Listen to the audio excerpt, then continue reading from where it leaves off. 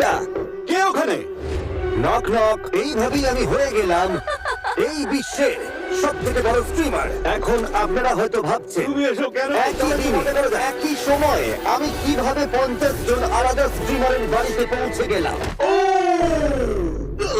আসলে আমি যাইনি। আমি মাসের পর মাস সময় দিয়ে আমার স্টুডিওতে বড় বড় স্ট্রিমারদের রুমগুলো হুবহু তৈরি করেছি। সারা পৃথিবী থেকে মানুষ জোগাড় করে একদম অরিজিনাল সব জিনিস আনিয়েছি, যাতে রুমগুলো দেখতে একদম আসল মনে হয়। কেন? কারণ আমি বিশ্বের সব থেকে বড় ইউটিউবার, আর এবার আমি সব থেকে বড় স্ট্রিমার হতে চেয়েছিলাম। এখন সবকিছু তৈরি হয়ে যাবার পর এবার সময় ছিল সেই 50 জন স্ট্রিমারের আসার এবং তাদের জন্য বানানো রুমগুলো দেখানোর। কেমন আছো?